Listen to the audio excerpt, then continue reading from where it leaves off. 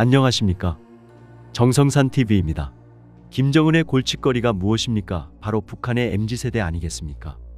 북한이 최근 우리를 대한민국이라고 칭하며 통일 불가론을 띄우고 있다. 북한의 이 같은 호칭 변화는 북한 내 MZ세대에 대한 사상 통제가 어려워진 점이 주요하게 작용한 것으로 보인다.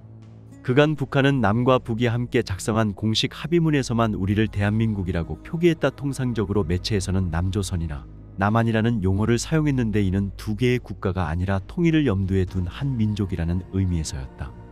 이는 1991년 체결한 남북기본합의서에 기초한 것인데, 남북기본합의서에는 남과 북은 나라와 나라 사이의 관계가 아닌 통일을 지향하는 과정에서 형성된 잠정적 특수관계라고 적혀있다. 그러나 최근 북한은 각종 담화 등에서 우리를 남한이 아닌 대한민국이라 지칭하며 선긋기에 들어갔다. 이는 그간 유지해온 잠정적 특수관계를 인정하지 않고 나라와 나라 사이의 관계, 즉 두 개의 국가 관계로 재설정하겠다는 의지를 분명히 했다.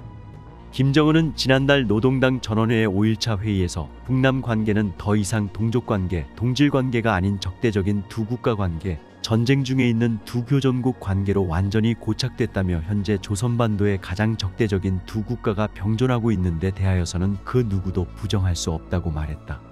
최고인민회의 시정연설에서는 헌법에 전쟁이 일어나는 경우 대한민국을 완전히 점령 평정 수복하고 공화국 영역에 편입시키는 문제를 반영하는 것이 중요하다고 강조하기도 했다. 아울러 김일성, 김정일의 통일 유운이 담긴 표현을 지우고 관련 기념물의 철거도 예고했다. 김여정도 담화에서 대한민국이라는 국호를 언급했다. 김여정이 대한민국을 언급한 이후 강순남 국방상도 대한민국이라는 국호를 사용했다. 양무진 북한대학원 대학교 총장은 데일리안과 통화에서 전에는 남조선 남측 이렇게 표현했다며, 지금 북한은 현재 남북 관계를 통일을 지향하는 잠정적 특수 관계가 아니라 적대적 국가 관계로 규정했기 때문에 남반부, 북방부, 동족 통일 이런 표현을 다 삭제하는 것이라고 강조했다. 그렇다면 북한이 과거부터 이어온 통일 노선을 급작스레 폐기한 이유는 무엇일까? 북한 지도층은 북한의 MZ세대인 장마당 세대를 중심으로 사회 통제가 약화됐다고 판단하고, 남한은 아예 별개의 국가이므로 체제에 순응해서 살아가야 한다는 메시지를 전달하려는 것으로 보인다. 최근에 김정은이 대한민국을 제1적 대국으로 규정하는 조문을 헌법에 명기해야 한다고 주장하며 교육사업 강화도 주문했는데, 이는 장마당 세대의 사상 통제가 어렵다는 것을 스스로 시인한 셈이라는 해석도 있다. 실제 MZ세대의 탈북도 증가했다. 최근 입국한 탈북민 196명의 절반 이상이 20, 30세대였던 것으로 드러났다. 통일부 당국자는 북한 내 MZ세대의 인식 변화와 무관하지 않은 것으로 추정된다고 밝혔다. 김영호 통일부 장관도 토크 콘서트에서 북한 주민들이 US나 미디어 기기를 통해서 외부 영상물을 시청하고 있고, 김정은 정권의 경제 사회 정책이 효과를 발휘하지 못하고 있다고 평가한다며 북한 사회가 내부적으로 변화하고 있음을 전하기도 했다. 류현우 전 쿠웨이트 주재 북한 대사대리는 발 없는 말이 천리를 가듯 확성기로 전파된 정보로 인해 최근 우상화 작업에 박차를 가하는 김정은의 권위도 와르르 무너질 수 있다며 3일 중앙일보에 이같이 말했다. 영국 주재 북한 공사 출신인 태영호 전 국민의힘 의원도 북한에서 군대를 다녀온 사람들이 이등병의 편지를 흥얼거릴 정도로 확성기로 흘러나오는 한국 노래와 뉴스의 영향은 대단하다고 전했다. 하루가 멀다 하고 남측으로 오물풍선을 내려보낸 김정은 북한 국무위원장이 정부의 확성기 재개 방침 발표 5시간 만에 사실상 한 발 물러선 배경에는 전방을 지키는 젊은 북한판 MZ세대 군인들의 사상적 이탈 가능성에 대한 두려움이 반영됐다고 탈북 고위 당국자들은 분석했다.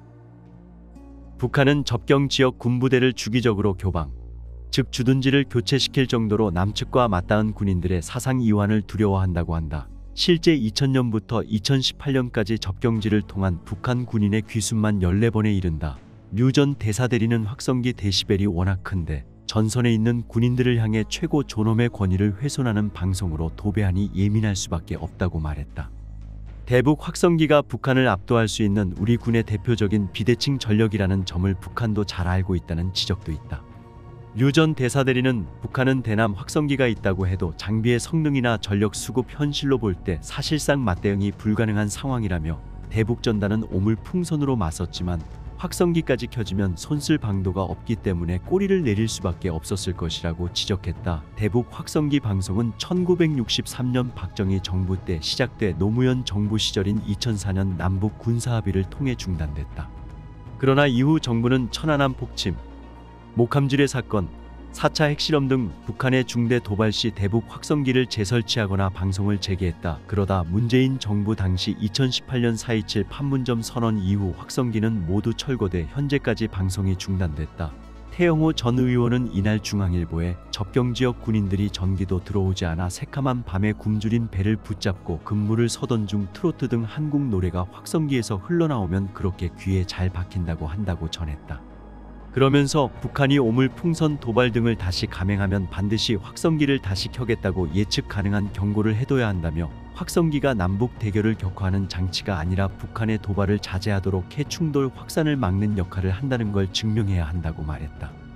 대북 확성기 방송이 이전보다 한국 문화를 동경하는 경향이 강해진 MZ세대 북한 군인들에게 더 큰 영향을 미칠 수 있다는 의견도 있다.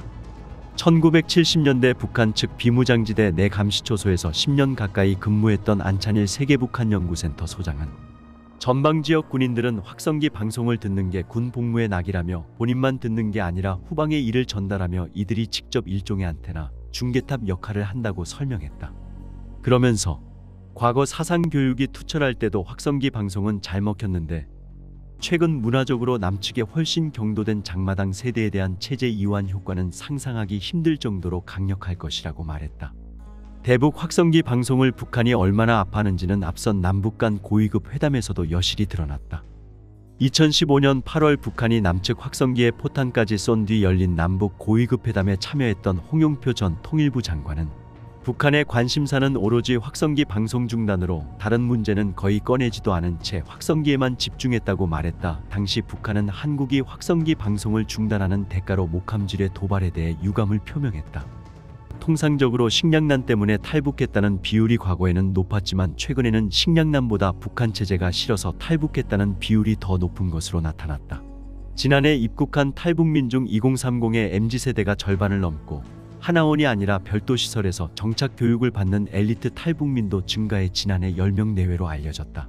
통일부에 따르면 지난해 탈북민의 국내 입국 인원은 196명, 남성 32명, 여성 164명으로 전년의 67명보다 크게 늘었다. 이 중 절반을 넘는 99명이 2030 세대로 나타났다. 입국 후 별도 시설에 정착 교육을 받는 외교관과 해외주재원, 유학생 등 고위급 엘리트의 탈북도 최근 몇 년 중 지난해에 가장 많아 10명 내외에 이르렀다. 과거에는 식량난을 이유로 탈북했다는 비율이 북한 체제가 싫어서 탈북했다는 비율보다 근소하게 높았는데 최근 조사에서는 북한 체제가 싫어서 탈북했다는 비율이 근소하게 앞선 것으로 나타났다. 2020년의 경우 식량 부족을 이유로 탈북한 비율이 22.8%로 북한 체제가 싫어서 20.5%보다 높았지만 21년에는 식량 부족이 21.6%, 북한 체제가 싫어서가 22.8%, 22년에는 식량 부족 21.4%, 북한 체제가 싫어서가 22.6%로 근소하게 역전됐다. 이런 경향은 북한 내 MZ 세대의 인식 변화와 무관하지 않은 것으로 추정된다. 통일부 당국자는 엘리트 계층과 MZ 세대의 탈북 증가와 관련해 작년에 코로나19 상황이 해제되면서 해외에 장기 체류하고 있던 외교관과 주재원, 유학생들의 귀국이 본격화되고 일부 공관들이 폐쇄됐는데 이 과정에서 오랜 기간 자유세계를 경험한 사람들의 경우 아무래도 많은 부담을 느꼈을 것이라고 설명했다. 북한의 새 세대는 보통 결혼하지 않은 청년부터 유학까지를 포괄한다. 북한은 이런 새 세대를 애국의 대, 혁명의 대를 이어나가야 하는 주역으로 규정하고 이들에 대한 사상교육을 지속해서 강조해오고 있다.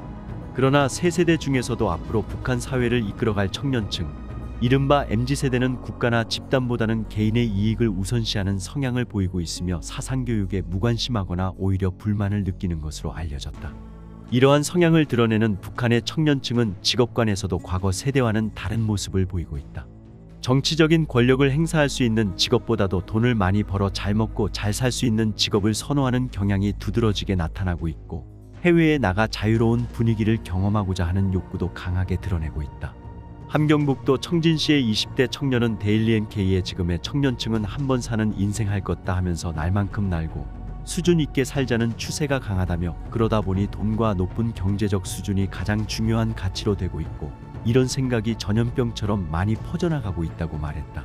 그러면서 그는 이전에는 정치적인 권력이나 지위가 생활 안정성으로 연결되면서 국가기관 지도 간부가 가장 선호되는 직업이었으나 지금은 조직 생활은 덜 하되 벌이가 좋은 직업, 예를 들어 기관에 적을 걸어 두고 무역을 하는 직업을 좋아한다고 했다.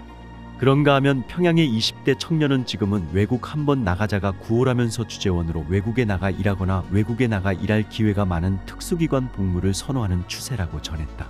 평양에서는 다른 세상을 경험하기를 원하는 청년들이 점차 많아지고 있고, 이에 청년들은 해외 파견 기회가 많은 정보기술 분야나 외국어 분야에 가장 관심을 보이고 있다는 전언이다.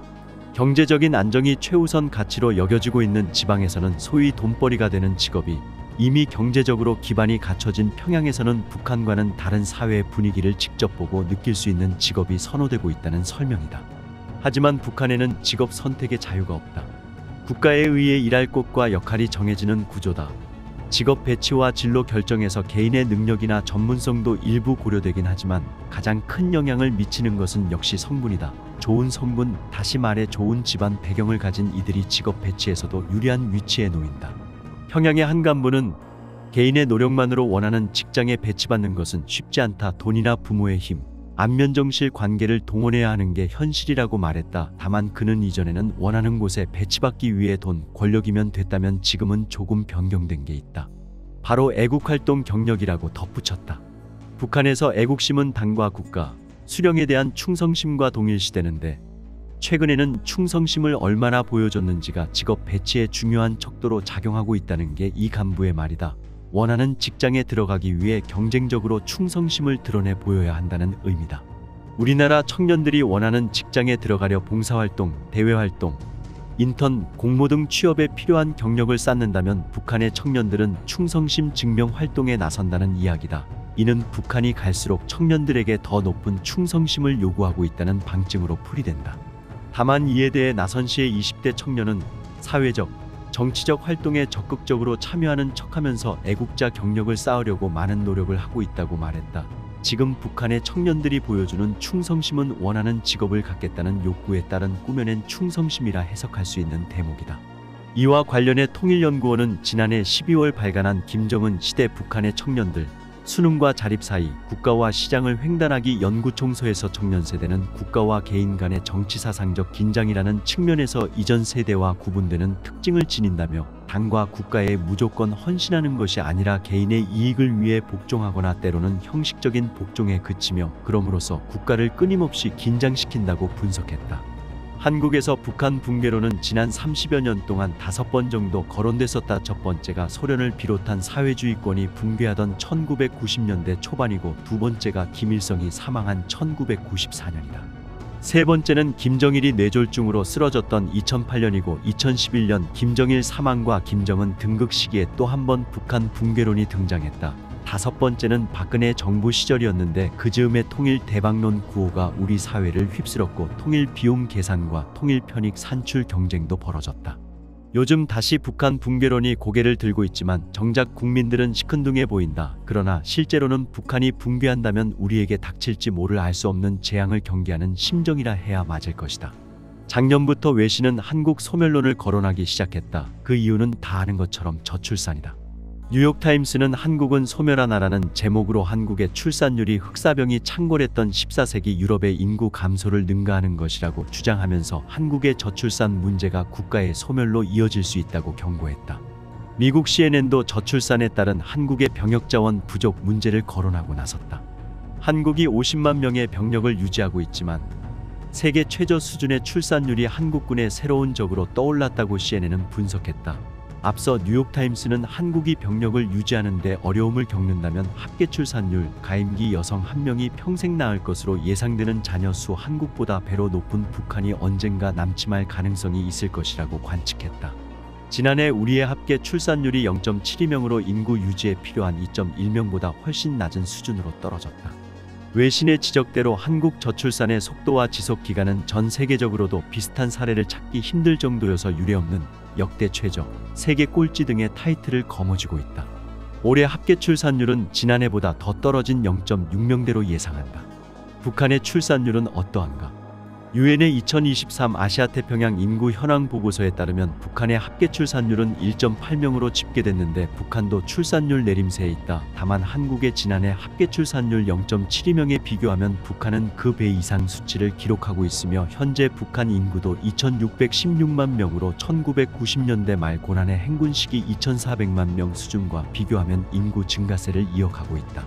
정말 북한이 한반도에서 먼저 붕괴할 것인가? 한국이 지구상에서 먼저 소멸할까? 마치 경쟁이라도 하듯 남북의 위험 경고음이 증폭되고 있다. 따지고 보면 북한 붕괴론과 한국 소멸론의 이면에는 분단과 경제 문제가 도사리고 있다.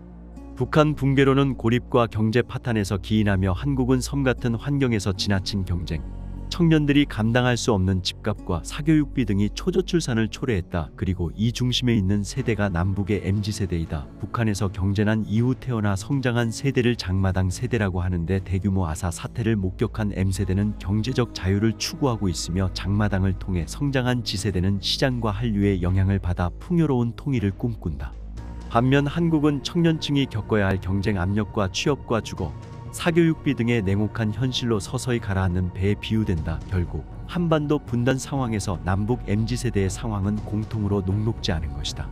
사실 북한 문제의 해결이든 한국 저출산 해법의 등장이든 전 국가적으로 모든 역량을 쏟아부어도 10년이나 20년 이내에 해결할 수 있는 문제가 아니다. 따라서 당사자들을 중심으로 미래를 준비해야 한다. 향후 북한은 장마당 세대를 중심으로 사회 세대 구조가 재편될 것이고 한국에서 저출산의 당사자는 MZ세대이다. 남북 모두 피리 존폐가 달린 20에서 30년의 미래 개혁에 이들이 세워져야만 하는 것이다. 이 와중에 한국은 노동인구가 부족해 외국인 노동자의 대거 유입과 이민 활성화가 대안으로 대두되고 있다. 이미 수많은 외국인 노동자가 우리 사회의 모든 영역에 깊숙이 들어와 있고 작년 출산율이 0.72명까지 추락했으니 인구 문제는 우리가 원하든 아니든 바뀔 수밖에 없다. 5천년의 한민족 한 핏줄은 이제 남과 섞여 사는 것이 필요 조건이 된 세계적 변화의 물결을 피할 수는 없어 보인다. 하지만 더 회의적인 것은 난민과 이민 노동자의 물결만으로 우리의 미래를 지켜낼 수 있을지에 대한 근본적 의문이 제기되기 때문이다. 붕괴와 소멸의 기로에서 한반도 분단 상황은 결국 인구구조 재편을 포함하여 조만간 한반도에 닥칠 동시다발적이고 복합적인 쓰나미를 가속할 것이다. 저출산이든 경제나 안보 문제이든 남북이 분단 문제 해결로 대안을 찾아야 하는 생존의 경계선에 있는지도 모른다. 정성산TV 좋아요, 구독, 알림은 큰 힘이 됩니다. 후원해주시는 모든 분들께 가열차게 멸공.